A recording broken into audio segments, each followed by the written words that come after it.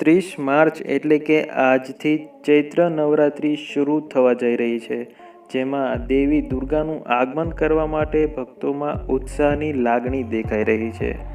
દર વર્ષે ચૈત્ર શુક્લ પક્ષના પ્રતિપાદથી શરૂ થઈને રામનવમી સુધી ચાલુ રહેતો આ તહેવાર ભક્તો માટે દેવીના ચરણોમાં સમર્પણનું પ્રતીક બની જાય છે.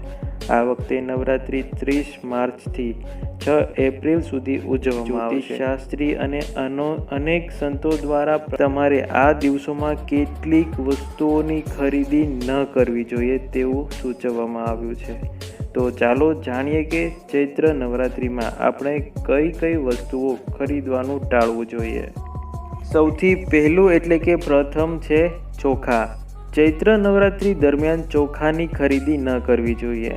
એવું માનવામાં આવે છે કે ચૈત્ર નવરાત્રિ દરમિયાન ચોખા ખરીદવાથી વ્યક્તિના પુણ્યનો નાશ થાય છે.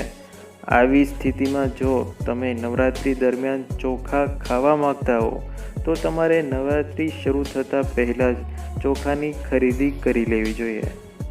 ત્યારબાદ છે લોખંડની વસ્તુઓ. ચૈત્ર નવરાત્રિ દરમિયાન લોખંડની વસ્તુઓ ખરીદવાનું ટાળવું જોઈએ. એવું માનવામાં આવે છે કે ચૈત્ર નવરાત્રિ દરમિયાન લોખંડ સંબંધિત વસ્તુઓ ખરીદવાથી વ્યક્તિના જીવનમાં ધનની કમી રહે છે અને પરિવારના સભ્યોને આર્થિક સંકટનો સામનો કરવો પડી શકે છે. ત્રીજું છે ઇલેક્ટ્રોનિક્સ સામાન.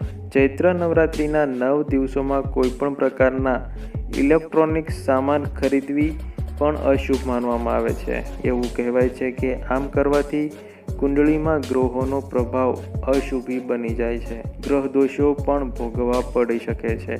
ઇલેક્ટ્રોનિક્સ વસ્તુઓ રાહુ ગ્રહ સાથે સીધી રીતે સંબંધિત હોવાથી નવરાત્રિ દરમિયાન તેને ખરીદવાથી નકારાત્મક અસરો ઉદ્ભવે છે. ત્યાર પછી છે કાળા કપડાં. ચૈત્ર નવરાત્રિમાં ભૂલથી પણ કાળા કપડાં ન પહેરવા જોઈએ તેમજ ના તો તેને ખરીદવા જોઈએ. આ સમય દરમિયાન કાળા કપડાં ખરીદવા અશુભ માનવામાં આવે છે. ઉપરાંત કાળા કપડાં પહેરવાની મનાઈ પણ કરવામાં આવેલી છે. એવું કહેવાય છે કે ચૈત્ર નવરાત્રિ દરમિયાન કાળા કપડાં ખરીદવા અને પહેરવાથી નકારાત્મક ઉર્જા આકર્ષાય છે. આ કારણે સાધકને જીવનમાં સફળતા મળતી નથી.